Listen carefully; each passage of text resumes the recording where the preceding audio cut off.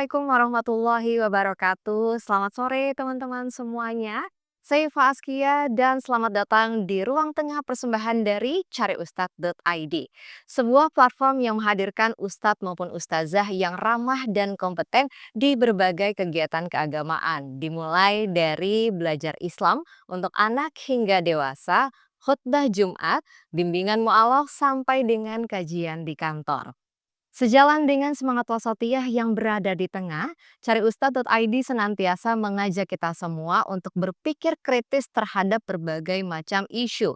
Maka di ruang tengah ini kita akan membahas topik-topik tersebut bukan hanya bersama dengan ustadz maupun ustazah yang kompeten di berbagai bidang keagamaan, tapi juga bersama dengan pakar di bidangnya masing-masing. Nah, hari ini teman-teman kita akan membahas satu topik bahasan yang sangat amat menarik untuk kita perbincangkan dan banyak sekali ditanyakan oleh teman-teman semuanya pada fitur Tanya Ustadz di platform cariustad.id, yaitu mengenai istri wajib nurut. Wajib kan nih ya kira-kira?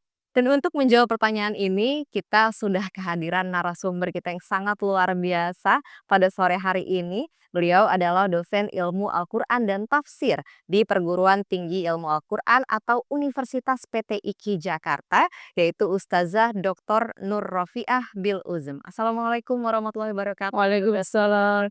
Warahmatullahi wabarakatuh. Alhamdulillah sehat. Sehat selalu ya Ustazah ya. Sehat. Mudah-mudahan sehat selalu sampai Idul Fitri nanti. Dan Ustazah. seterusnya. Dan seterusnya ya.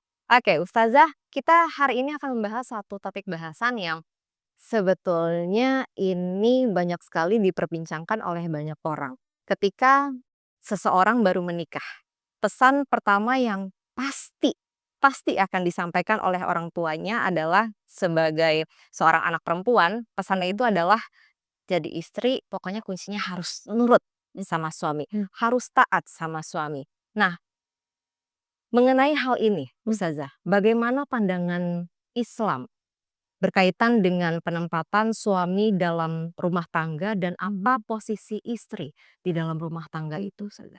Ya, Mbak Iva dan pemirsa ya. Untuk memahami Islam itu kan mesti kita lihat sejarahnya dulu gimana ya. Supaya kita bisa lihat nilai baru apa sih sebetulnya yang diperkenalkan oleh Islam, termasuk dalam relasi suami istri atau sebetulnya kan relasi manusia secara umum. Ya. Nah, kalau kita lihat sejarah peradaban dunia, itu ada sisi gelapnya nih Mbak Iva dan pemirsa, di mana berabad-abad perempuan itu kan tidak dianggap sebagai manusia. Dianggap sebagai apa? Hartanya laki-laki. Maka lahir sebagai harta ayah, menikah jadi harta suami. Objek. Karena harta, maka kemudian kedudukannya adalah objek, dan dia harus nurut mutlak pada pemiliknya. Gitu. Nah, menariknya adalah Islam mengubah cara pandang ini. Bahwa laki-laki dan perempuan itu sama-sama manusia, sama-sama manusia itu berarti satu ya, sama-sama hanya hamba Allah. Berarti taat mutlak itu hanya pada Allah. Yang kedua sama-sama khalifah fil ard. Karena itu dua-duanya bertanggung jawab mewujudkan kemaslahatan dimanapun berada, baik di dalam maupun di luar rumah. Karena tadi itu ada mandat khalifah fil ard. Nah, dengan kesadaran baru, maka laki-laki dan perempuan sebagai manusia itu bukan hanya makhluk fisik misalnya ya, tapi kan ada mandat, ada status melekat yang bersifat ilahiyah seperti itu. Manusia itu makhluk fisik sekaligus intelektual dan spiritual. Atau dengan kata lain adalah makhluk yang berakal budi. Nah, yang kedua tadi soal kedudukan, dua-duanya jadi subjek penuh dong. Kan sama-sama menjadi khalifah fil ard termasuk fil bait gitu ya. Nah, tentu saja cara pandang baru ini mengubah relasi antara suami istri, bahkan nanti orang tua dan anak, semua manusia itu relasinya berubah gimana dan itu tidak luntur oleh perkawinan dan keluarga. Bahkan harus menguatkan bahwa orang hidup itu termasuk dalam perkawinan, termasuk dalam keluarga, nggak boleh lepas dari status dan amanah melekat tadi yang artinya adalah tunduk mutlak hanya pada Allah untuk menjalankan perintah mewujudkan kemaslahatan pada seluruh makhluknya, dan itu berarti diri sendiri sekaligus pihak lain. Karenanya, relasi suami istri bergeser tuh. Kan tadinya pemilik dan yang dimiliki, Iya. penguasa dan yang dikuasai, subjek dan objek menjadi zawaj. Zawaj itu artinya berpasangan gitu.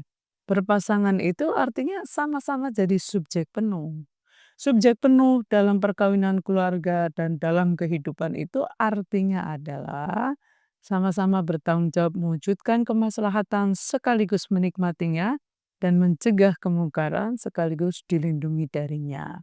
Karena itu kalau tadi ada pertanyaan, apakah harus nurut?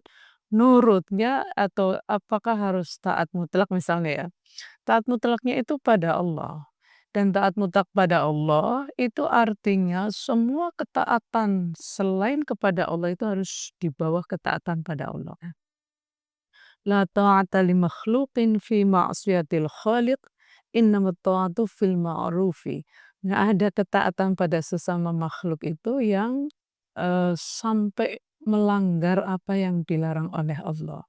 Sesungguhnya ketaatan pada sesama makhluk, termasuk suami pada istri, anak pada orang tua, itu fil ma'rufi pada nilai kebaikan bersama.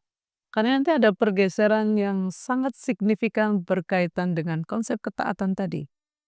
Misalnya adalah bukan istri taat mutlak pada suami atau sebaliknya, tapi suami dan istri hanya taat mutlak pada Allah dengan taat pada nilai kebaikan bersama antara suami dan istri. Juga bukan anak taat mutlak pada orang tua atau sebaliknya, tapi orang tua dan anak sama-sama hanya taat mutlak pada Allah dengan taat pada nilai kebaikan bersama antara anak dan orang tua. Ini prinsip dasarnya dulu gitu ya. Nah, karena itu bolehkah taat pada suami? Ya kalau suami memerintahkan kebaikan bersama, tentu saja kita harus taat. Taat pada kebaikan bersama itu.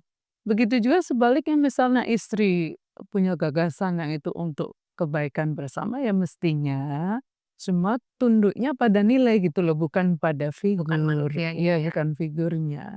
Karena ya manusia kalau baik ya mari kita taatin kebaikannya itu gitu kira-kira. Iya, jadi bukan bukan kepada manusianya karena Bukan figurnya, i karena figur bisa berubah-ubah mhm, kan, seperti itu. tapi nilai kan dia tetap ya, apalagi yang diajarkan sama Islam gitu. Jadi sifatnya sebetulnya di sini antara suami dan istri pada akhirnya saling mengingatkan Betul. kepada kebaikan begitu ya? Jadi, kebaikan bersama sebagai sebuah nilai ya, itu bersifat mutlak, absolut, universal. Tapi cara dan bentuknya itu kontekstual. Karena itu suami dan istri nanti dalam Islam itu tadi zawaj ya, berpasangan. Yang kedua, misalkan ghalidun, mesti meyakini bahwa nikah itu janji kokoh tidak hanya antara mereka berdua, tapi antara mereka dua dengan Tuhan. Dan Tuhan memerintahkan kebaikan bersama gitu. Yang ketiga, muasyarah bil ma'ruf, berarti saling bergaul sebagai makhluk yang berakal budi. Lalu musyawarah, lalu tarobin, menjaga saling ridho antara kedua belah pihak. Ridho Allah pada istri tergantung ridho suami.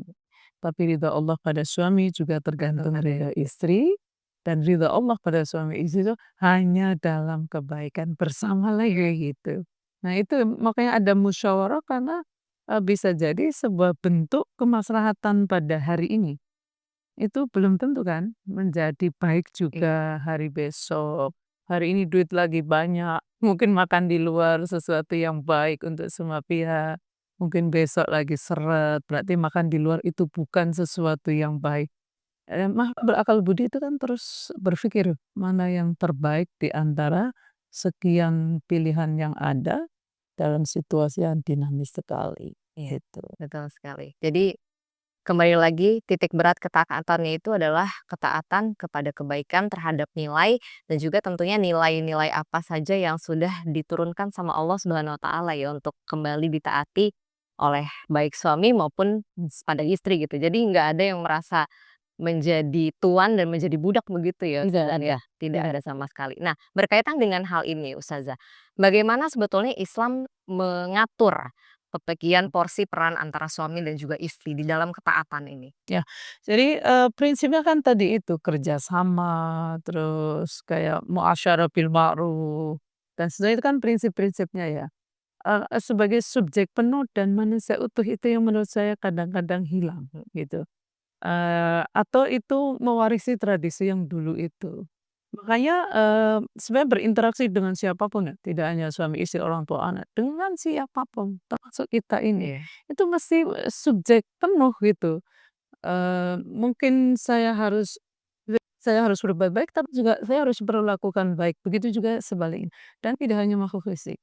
Nah, kadang-kadang kita, kebawa juga oleh budaya kan, Iya, betul. misalnya di Jawa itu ada Surgono Roko Katut, Apa itu, Sada? orang mana Mbak Iva? Saya dari Sunda, Sunda ya? Deh, nggak apa ini Jawa soalnya.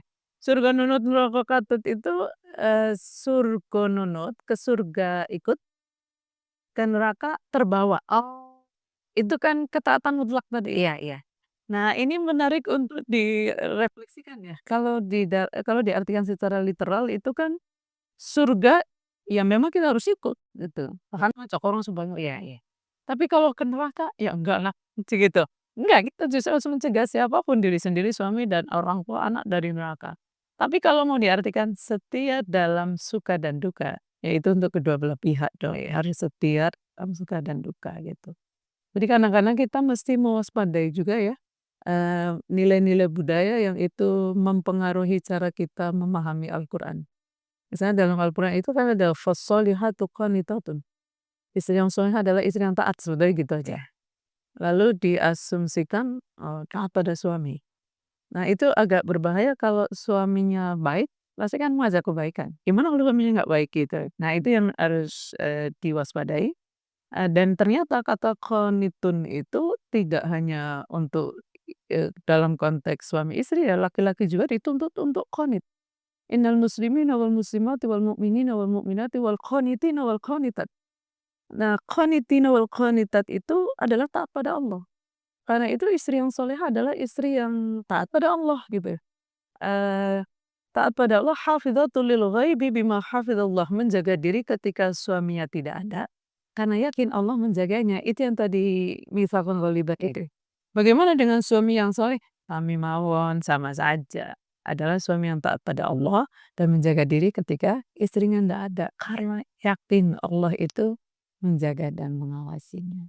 Oke, jadi jangan serta-merta dimaknai ketaatan itu ketaatan kepada subjeknya, tapi kembali lagi kepada Kepada Allah. kepada Allah, dan itu taat pada nilai kebaikan bersama. Iya, taat kepada nilai kebaikan bersama, itu poinnya begitu ya. Jadi di luaran sana jangan ada lagi yang miskonsepsi terhadap istri wajib taat sama suami. Taatnya taat terhadap apa dulu gitu ya, Ustazah? Kepada kebaikan harusnya. Harus kepada kebaikan harus, tapi kalau seandainya pada akhirnya yang ditaati adalah sesuatu hal yang mungkin menyiksa diri istrinya, yang bertentangan dengan syariat, itu pastinya tidak diperbolehkan ya Ustazah ya dari Bahkan kita harus menolong pelaku kedzaliman dengan mencegah dan menghentikannya. iya, betul sekali. Ya, jadi seperti itu teman-teman semuanya, jangan sampai salah pilih pasangan sebetulnya Ustazah ya. Jadi sebelum pilih pasangan kita harus memilah-milah dulu mana pasangan yang betul-betul sevisi dan semisi dengan kita. Supaya apa? Supaya ya itu tadi, memaknai kata taat itu bukan taat terhadap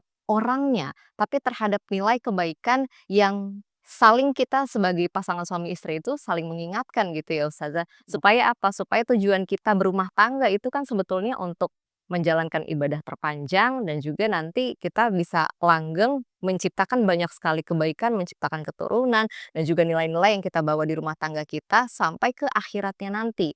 Nanti nilai-nilai itu bisa kita pertanggungjawabkan begitu ya Betul, Ustazah sehingga ya. pulang pada Allah sebagai jiwa-jiwa yang tenang. Iya, aduh Masya Allah, meneduhkan sekali bicara dengan Ustazah Nur sore hari ini dan mudah-mudahan meneduhkan kegelisahan teman-teman semuanya yang sedang menantikan beduk maghrib begitu ya. Terima kasih banyak Ustazah Nur untuk bincang-bincang yang sangat luar biasa.